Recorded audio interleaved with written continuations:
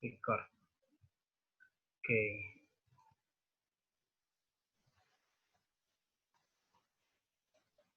Sudah record, saya sekarang share. Oke ya. Saya ulangi lagi sedikit. Jadi topik artikel kita hari ini adalah who has the D. Keputusan itu sebetulnya siapa yang mesti buat? Nah, keputusan itu penting. Gitu. Organisasi itu kadang bisa mengalami kesulitan, gitu, karena dia tidak ambil keputusan dengan cepat, ya kan? Kesempatan itu dapat karena keputusannya itu cepat dan tepat. Kesempatan itu ada dari sana. Kadang organisasi kehilangan juga kesempatan karena dia lelet dalam mengambil keputusan. Gitu. Ya. Nah, seringkali kenapa itu terjadi? Karena nggak jelas nih siapa yang ambil keputusan. Orang ragu. Itu orang ragu. Contoh teman saudara tadi mau ngontrak tapi karena ragu, ya ragu maju mundur hilang deh itu kesempatan. Ya, kehilangan kesempatan karena keputusannya itu tidak diambil. Oke, saya jalan ke bagian berikutnya, yaitu masalah utama itu ambiguitas. Ambiguitas itu ketidakjelasan. Ketidakjelasan itu apa? Buku saudara kali ini menyebut ada 4 jenis ambiguitas. Yang pertama aku jelaskan dulu. Ya, pertama itu global versus lokal. Ya, nah, balik ke tempat tadi.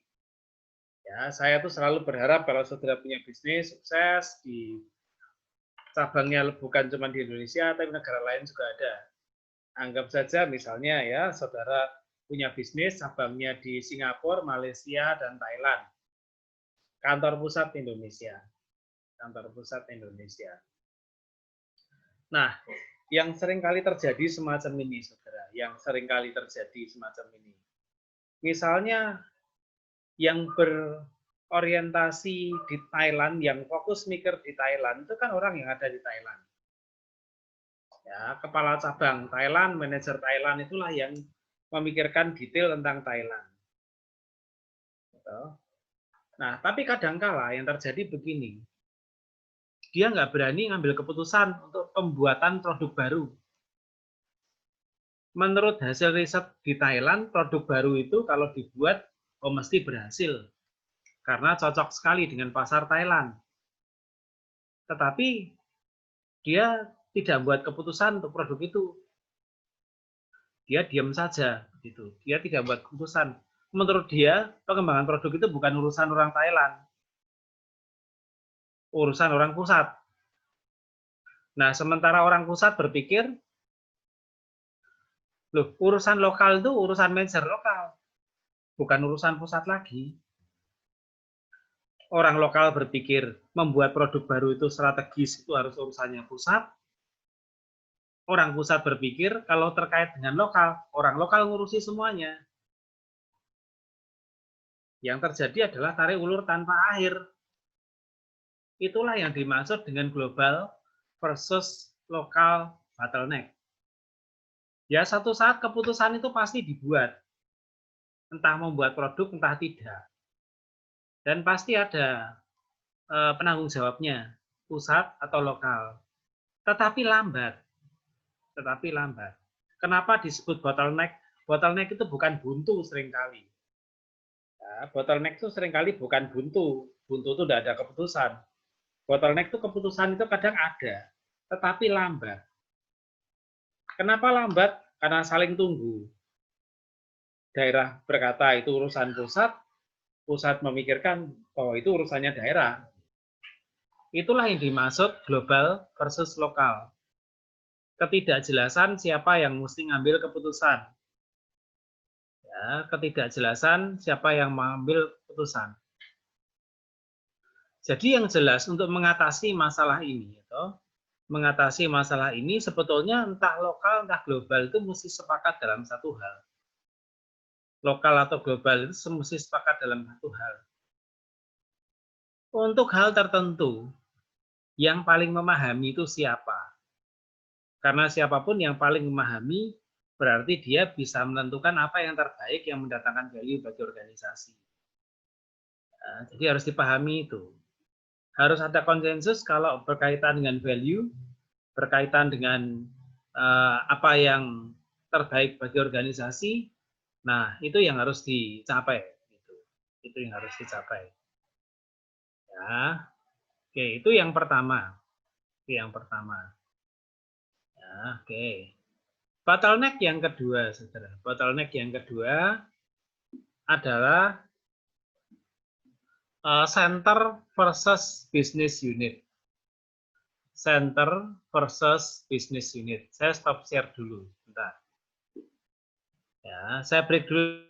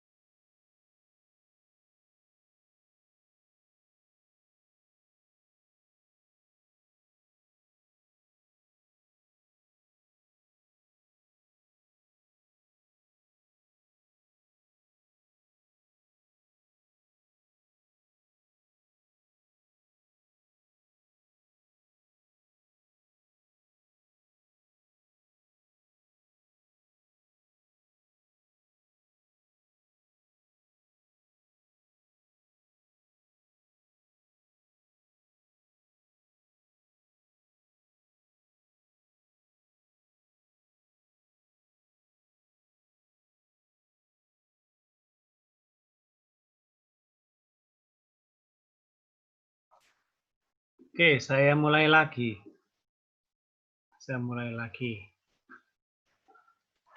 Nah, oke, saya mulai lagi ya. Kemudian yang kedua, bottleneck yang kedua adalah center versus business unit. Atau pusat atau business unit. Nah, kali ini bahasanya bukan perusahaan bergerak di bidang global, tidak. Perusahaannya itu perusahaan lokal, tetapi bisnisnya banyak. Ya, jadi nanti pesannya mesti hampir sama seperti tadi. Misalnya saudara bikin bisnis, judulnya adalah Karya Nusantara begitu. Saudara bergerak di bidang hasil bumi, kerajinan, atau apapun yang dibuat di Indonesia ini. Terus kemudian ada beberapa bisnis unit. Satu terkait dengan buah, dua terkait dengan sayur, tiga bumbu, empat kerajinan. Ya, jadi bisnis senternya itu, ya toh, pusatnya itu ngurusi semuanya itu, ya toh, membawai semua bagian itu. Sementara bisnis unit ngurusi tiap bisnisnya, ya toh, bisa ngurusi di bagian apa sayur, bisa ngurusi buah, bisa ngurusi bumbu. Nah, masalah dalam bisnis unit itu hampir sama seperti lokal versus global tadi. Betul? Lokal versus global sama persis. Kalau begini, itu tugasnya korporasi atau tugasnya bisnis unit ya? Ini tugasnya korporasi atau bisnis unit. Nah, kalau itu tidak jelas pembagian tugasnya, tidak jelas apa yang harus dilakukan, nanti keputusannya lama lagi. Karena manajer bisnis unit, manajer sayur mesti bilang ini urusan korporasi. Orang korporasi bilang itu urusanmu, begitu. Nah, untuk bisa mengatasi ini, kalau sampai satu saat saudara punya bisnis juga kayak begitu, kalian mesti sadar bahwa pemimpin utama atau saya sebut dengan CEO itu untuk mengurusi hal-hal yang sifatnya strategik dan umum. Kemudian operasional mesti diserahkan pada setiap cabang, pada setiap bisnis unit. Ya, mungkin ada batasan supaya semuanya jelas. Implikasi keuangan di bawah 250 juta, selesaikan bisnis unit sendiri. Di atas 250 juta, diurus korporasi. Bisa jadi begitu juga. Artinya kalau semuanya itu jelas, pembagian tugasnya itu jelas, semua akan baik buat semuanya. Tetapi kalau yang terjadi ketidakjelasan, bubar buat semuanya, begitu. Ya. Nah, seringkali kasus yang lain terjadi adalah fungsi versus fungsi. Fungsi versus fungsi.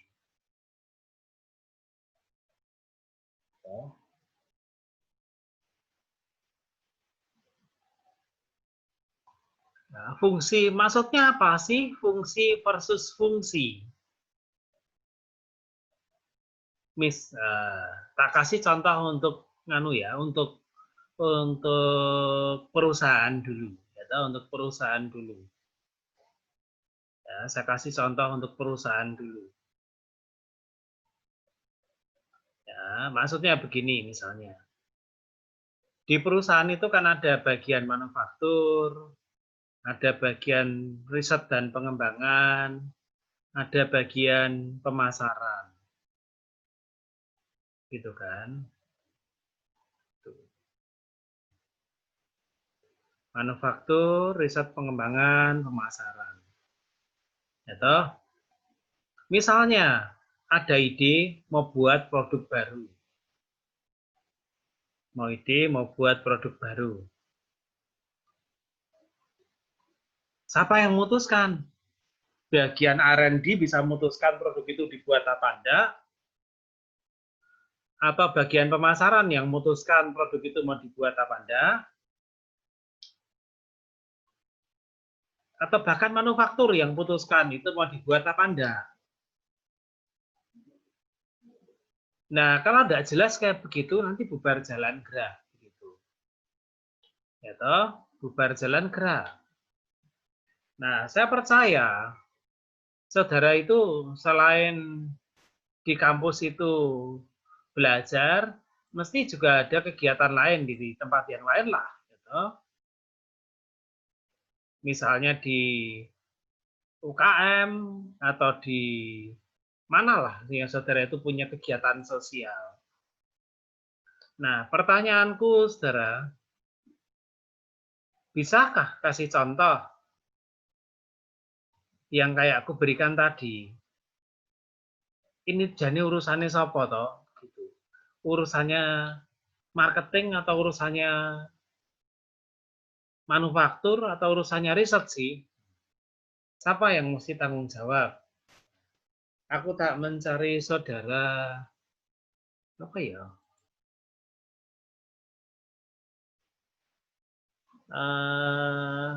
Wendy ada nggak Wendy ya? Wendy. Hadir, Pak. Oke, bisa kasih contoh nggak, Wen? Nggak agak susah loh, Wen. Yang fungsi Antar fungsi versus fungsi. Kalau tadi contoh yang kuberikan, ini pengembangan produk tuh kerjanya siapa sih? Kerjaannya manufaktur atau kerjaannya pemasaran? Nah, mungkin kau pernah nggak itu di kepanitiaan atau di KMJ atau di UKM atau dimanapun yang seringkali ada perbenturan tugas antar fungsi gitu, bisa cerita nggak?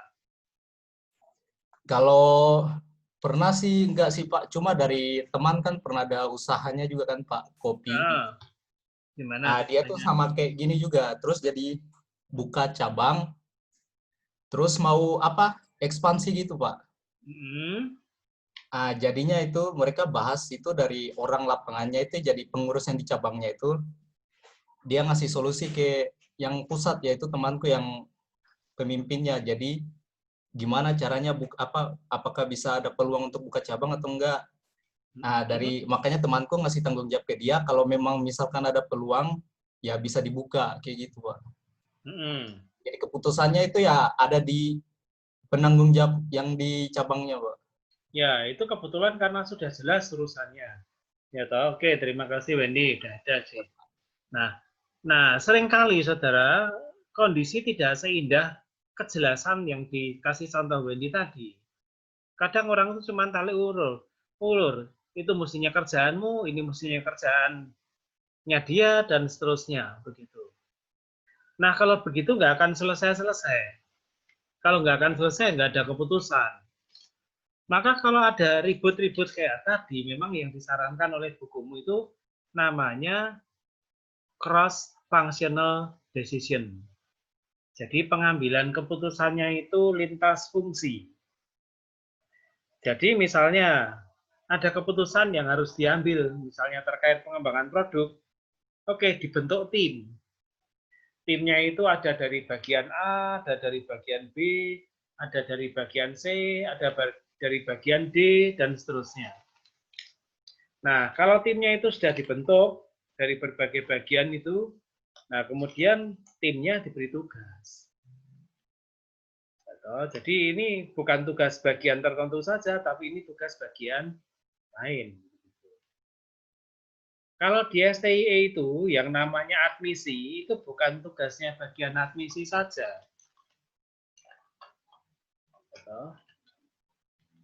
Yang namanya admisi itu kalau sudah mulai gelundung yang namanya program admisi itu semuanya kerja. Semuanya ikut rapat. Pak Nurofik dari bagian keuangan menentukan tarif. Pak Egi yang ngurusi kemahasiswaan strateginya. Pak Agung dan Pak Ever ngomong kurikulumnya. Jadi mereka tuh bekerja dalam satu tim. Karena kalau ngomong admisi itu mulai dari kurikulum, kegiatan kemahasiswaan, duit gitu. Jadi ada dalam satu tim. Nah, kalau itu sudah diatur semuanya enak. Ya, saudara, sudah tadi 3 bottleneck atau global versus lokal, center versus business unit, fungsi versus fungsi. Ya. Nah, terus ini internal atau eksternal. Ini menariknya, saudara. Inside versus outside itu menariknya adalah masalah ini hanya terjadi kalau organisasi itu punya mitra. Kalau organisasi itu punya mitra. Misalnya loh ya, misalnya saya itu punya bisnis bikin sepatu. Mereknya cukup terkenal misalnya. Kemudian saya tuh punya pemasok. Pemasok itu membuat sebagian sepatu saya. Jadi walaupun saya punya bisnis sepatu, tidak semuanya ku garap sendiri. Karena permintaannya terlalu besar dan kapasitasku terbatas, sehingga saya tuh punya subkontraktor. Nah, saya punya subkontraktor. Subkontraktor itu membawa image sepatu saya toh, membawa image sepatu saya.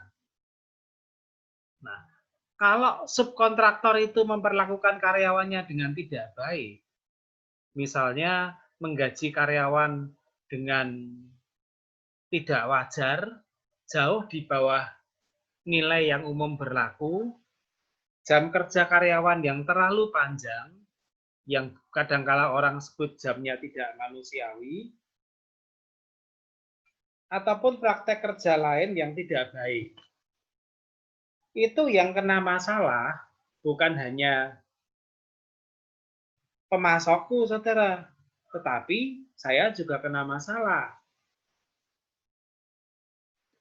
Dulu Nike pernah punya masalah, Nike sepatu itu punya kena masalah. Karena pabrik yang membuat di negara berkembang itu menggaji karyawan dengan sangat tidak manusiawi, dengan jam kerja yang amat sangat tidak manusiawi juga. Yang kena Nike. Nah, dari situ kalian bisa ambil contoh. Kalau misalnya urusan penggajian, itu sebetulnya dan hubungan dengan karyawan, itu sebetulnya urusan atau keputusannya pusat alias saya, kalau saya punya Nike pusat, atau kuserahkan pada cabang sih, pada orang luar. Bukan cabang, tapi orang luar. Mitra eksternal. Ya, jadi itu jadi isu tersendiri, saudara. Itu jadi isu tersendiri. Ya, jadi punya mitra, Nah, bagaimana mitra menggaji karyawan itu sebetulnya keputusannya mitra atau keputusannya pusat, gitu. Kalau kasus yang terjadi di Nike adalah mitranya menetapkan jam kerja yang tidak wajar bagi karyawan, terus kemudian karyawannya protes, yang diseret adalah merek Nike. Yang diseret adalah merek Nike. Yang terjadi di situ. Ya, yang terjadi di situ. Nah, kalau saudara satu saat itu punya bisnis, kemudian saudara punya pemasok, gitu, bagaimana pemasok saudara itu menangani kebijakan sumber daya manusianya, itu kau serahkan ke pemasok, atau itu kau turut campur, nah nanti silahkan diatur baik-baik. Kasus Nike, karena mungkin mereknya sudah global, itu jadi meledak. Terkenalnya Nike menggaji karyawan tidak baik. Padahal yang menggaji bukan Nike, tapi pemasoknya, atau subkontraktornya tepatnya. Subkontraktornya. Jadi itulah saudara yang harus diperhatikan baik-baik. Nah, sekarang aku mau mendengar suaranya seorang wanita saja, yaitu gantian wanita yang ingin ku dengar suaranya ini. Cindy ada nggak, Cindy? Iya, Pak. Ya, Cindy. Kalau tadi aku kan kasih contoh Nike ya. Nike, aku kasih contoh Nike tadi yang ada kasus kena masalah buruk, ya toh, dapat citra buruk karena subkontraktornya menggaji karyawannya dengan tidak baik dan jam kerjanya yang di atas kewajaran umum. Itu kalau levelnya Nike, Cindy, ya toh, dia jadi keseret, punya nama buruk gara-gara subkontraktornya tidak beres. Nah, yang aku mau tanya padamu adalah, kira-kira kalau kamu misalnya satu saat punya bisnis ya, kemudian kamu juga punya apa? Juga punya mitra begitu. Mungkin nggak kamu mengontrol mitramu sampai sejauh itu? Bagaimana mitramu menggaji karyawan, kamu turut campur itu mungkin apa enggak?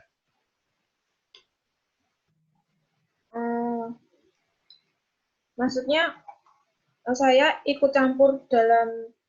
Ya, anggap saja misalnya kamu punya toko online ya, Sin ya. Ya. Kamu punya toko online. Toko online-mu tuh terkenal, Sin. Ya. Sudah terkenal. Kan kamu punya banyak UKM yang memasok produkmu toh. Iya. Anggap bisa begitu. Jadi produkmu itu kau nggak bikin produk sendiri, kau cuma punya mitra UKM tuh banyak. Kamu punya toko online-nya saja begitu.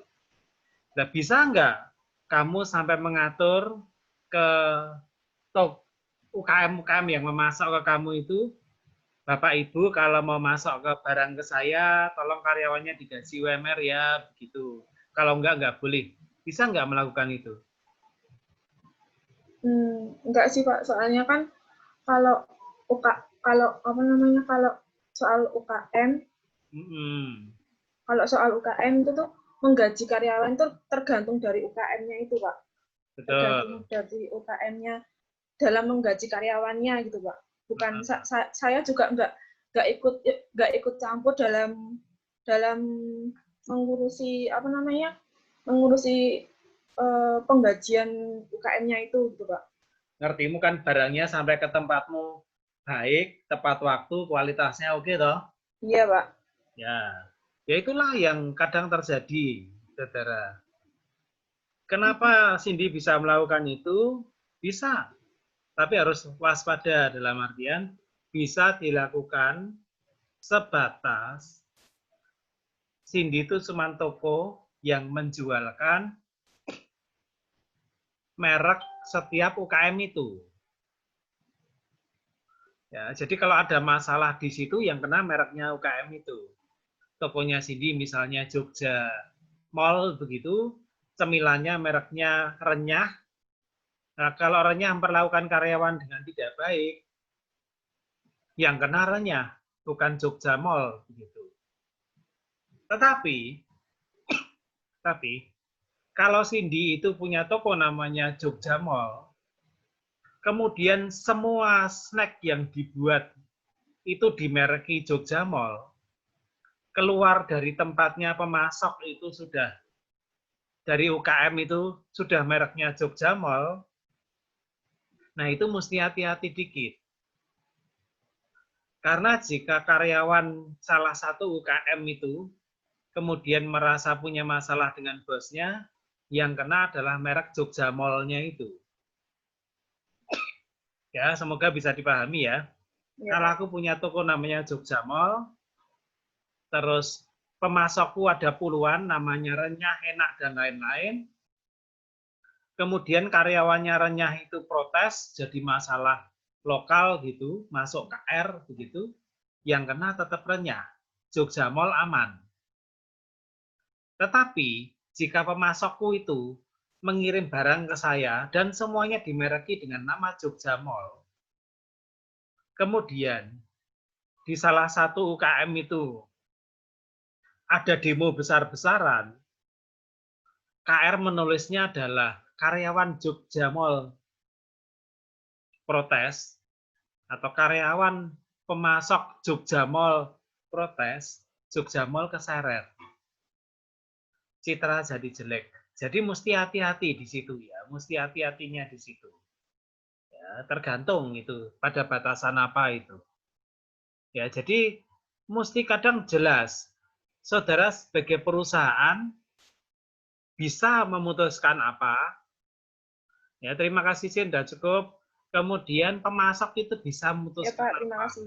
Ya, mesti jelas ya. Jadi mulai kalau saudara punya pemasok, mesti ada perjanjian bagi-bagi tugas. Kamu boleh memutuskan sebaik kayak ini, saya boleh memutuskan seperti itu. Gitu. Pemasok boleh ganti bahan baku, boleh sampai batas apa. Gitu. Pemasok tidak boleh ganti bahan baku kalau dalam batasan apa, itu mesti diatur. Jadi bottleneck itu saudara bukan masalah yang tidak mungkin dipecahkan, tetapi membuat keputusan jadi lama.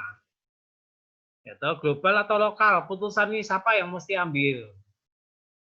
Center mesti business versus business unit, siapa mesti ambil keputusan? Fungsi A atau fungsi B, siapa mesti ambil keputusan? Inside atau outside, siapa mesti ambil keputusan?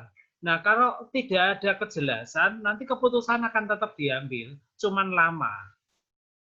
Lama sekali nanti keputusannya. Jadi kalau mengatasi itu, ya harus jelas pembagian peran dan tanggung jawabnya. Sejak awal semua harus clear. Pusat memutuskan apa, lokal memutuskan apa. Fungsi A melakukan apa, fungsi B melakukan apa, kerjasama itu bagiannya apa saja.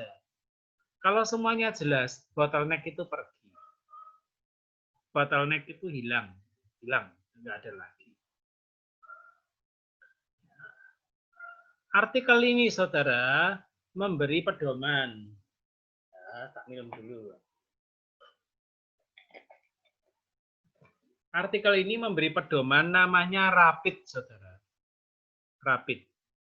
Rapid itu adalah pedoman untuk menentukan siapa yang bertanggung jawab untuk ngurusi apa. Pedoman yang diberikan di sini, saudara bisa melihat sebentar lagi. Jadi ada sebagian orang itu yang bertanggung jawab untuk rekomen. Rekomen itu apa sih? Itu dia suruh banyak usul, dia suruh memberi data, dia harus survei pasar. Begitu. Ya, itu rekomen. Ya, rekomen. Nah, mesti jelas itu siapa yang melakukan itu. Survei pasar, cari input, gitu, menganalisis data, kemudian menyampaikan ke bagian yang lain. Ada lagi bagian namanya agree.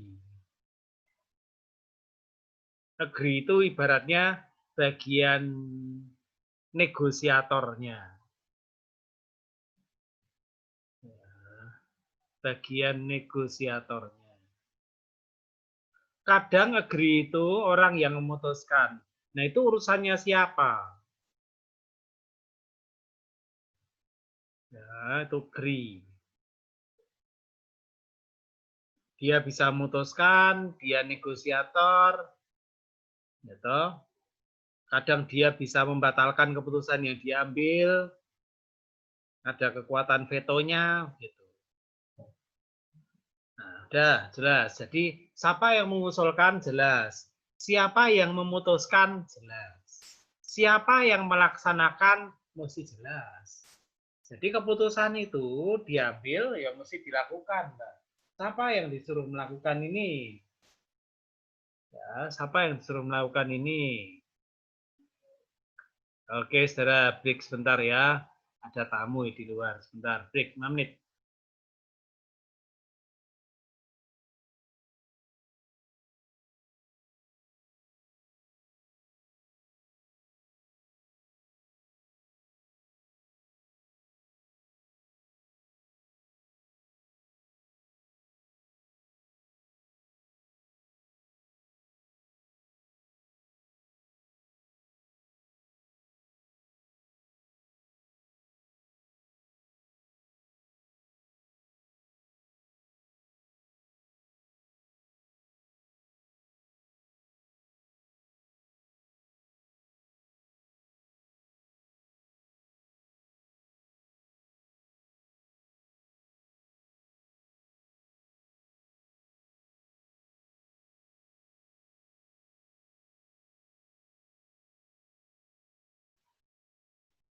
Ya, oke lanjut lagi saudara.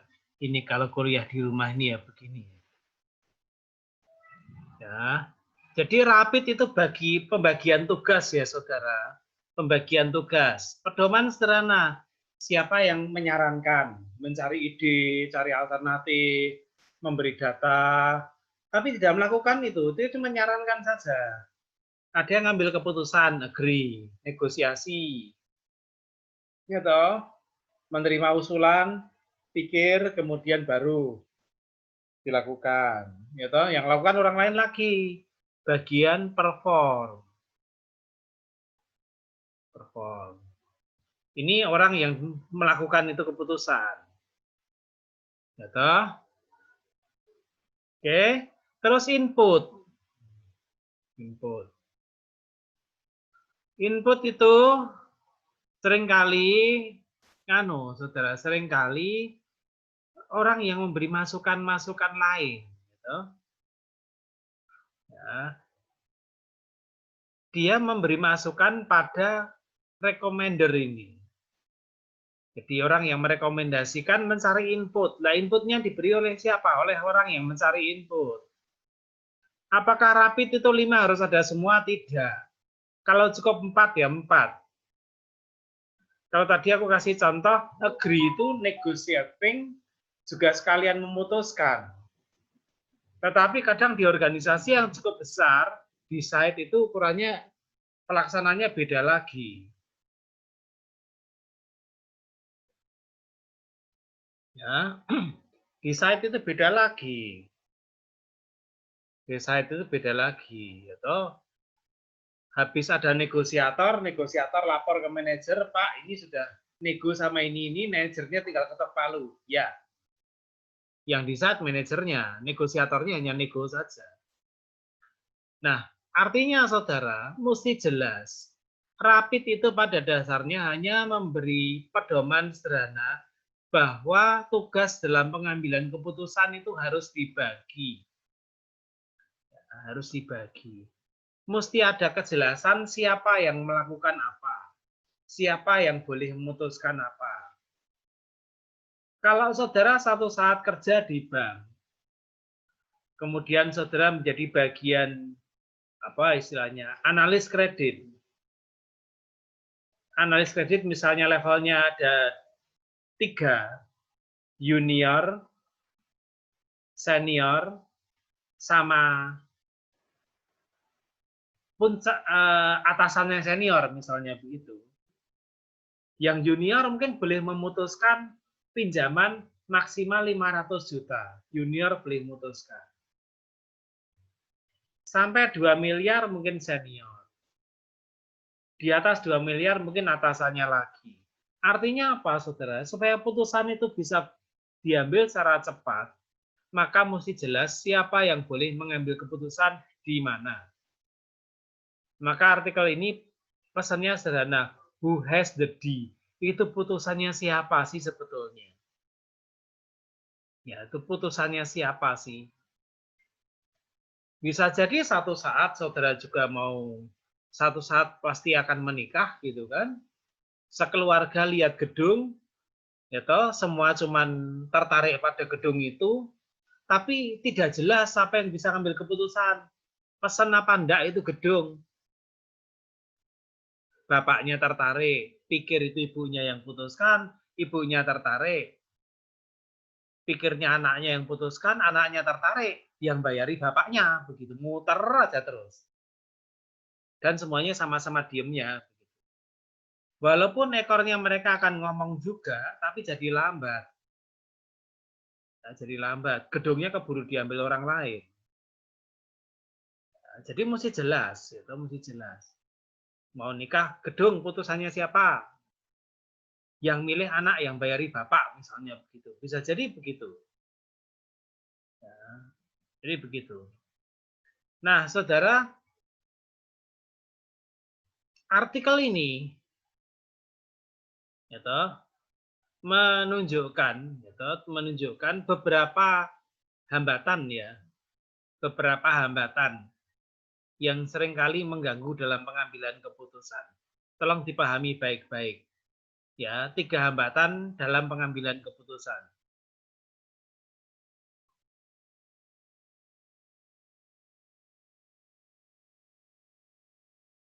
Ya, oke. Yang pertama adalah kalau terlalu banyak orang yang berpikir mereka berhak untuk keputusan di bidang tertentu.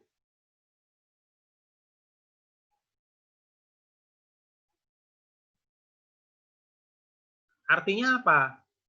Bidang tertentu yang ambil keputusan baiknya ya cuma satu orang saja.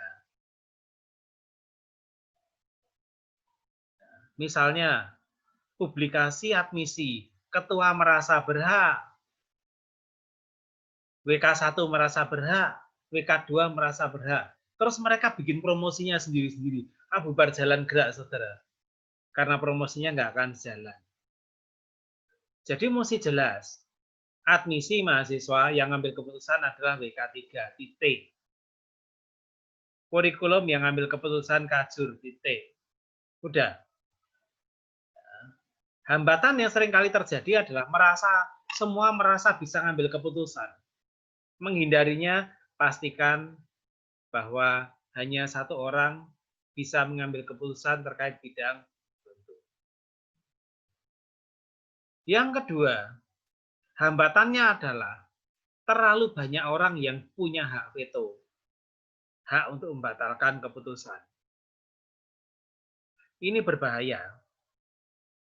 Sudah rapat, macam-macam tentang admisi, WK3 bilang tidak bisa, batal. WK3 semangat dengan tim, WK2 bilang nggak bisa, nggak ada duit, nggak bisa itu. Semua udah kompak, ketuanya bilang saya nggak setuju, bubar jalan gerak kalau begitu. Jadi kalau itu terjadi terlalu banyak orang yang bisa memveto itu berbahaya. Ya. Memveto itu membatalkan keputusan, bahaya itu, hati-hati di situ. Ya, terus yang terakhir adalah ini, hindari terlalu banyak input dari terlalu banyak orang. Terlalu banyak input dari terlalu banyak orang.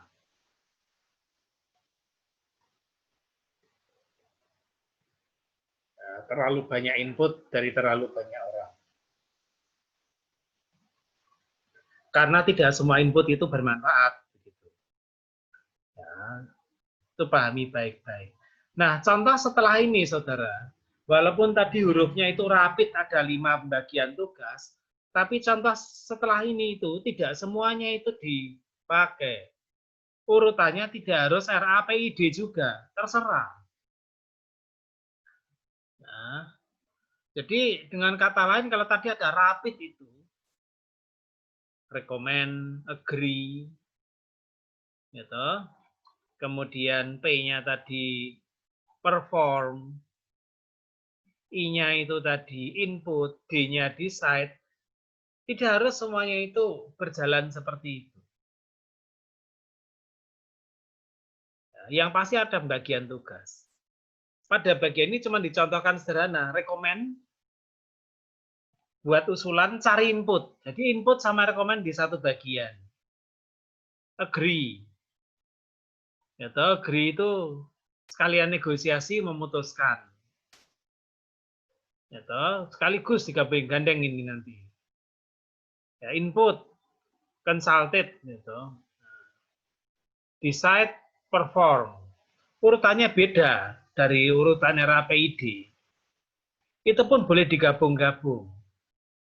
Karena kata kuncinya, saudara, bukan rapid harus urut RAPID, enggak. Tetapi pembagian tugas itu dalam pengambilan keputusan itu mesti jelas.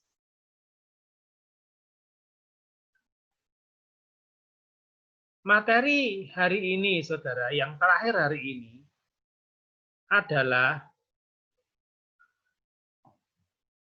organisasi berkinerja tinggi itu membuat keputusan lebih baik dan lebih cepat.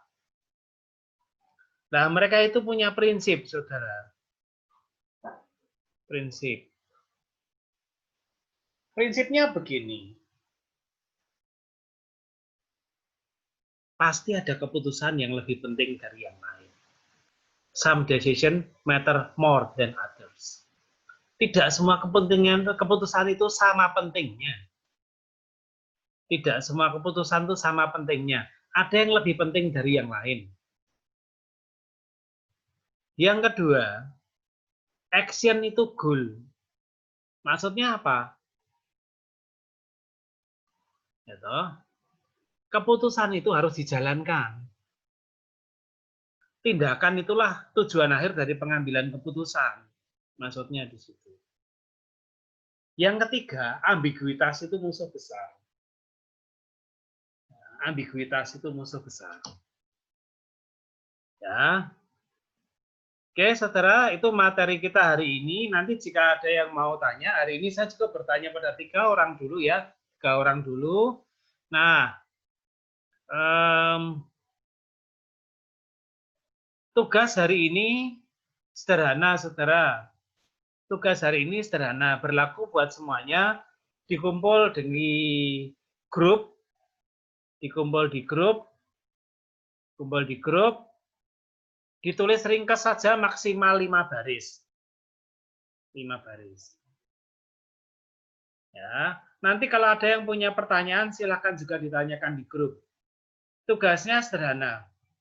Tadi saya menyebut some decision matter more than others. Tidak semua keputusan itu arti pentingnya sama. Ada yang lebih penting dari yang lain.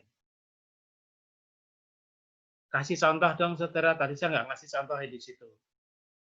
Ya, silakan kasih contoh bahwa tidak semua keputusan itu sama pentingnya. Ada keputusan yang lebih penting dari yang lain. Oke, saudara, sampai di sini dulu. Ya, sampai di sini dulu. Kalau ada yang mau tanya, silakan tanya di grup WA. Saya siap di depan komputer. Ya, saudara silakan kerjakan tugas. Kalau sudah, saudara boleh leave kelas. Oke, saudara, selamat sore. Terima kasih. Terima kasih, Pak. Terima kasih, Pak. Ya. Terima kasih, Pak. Terima kasih, Pak.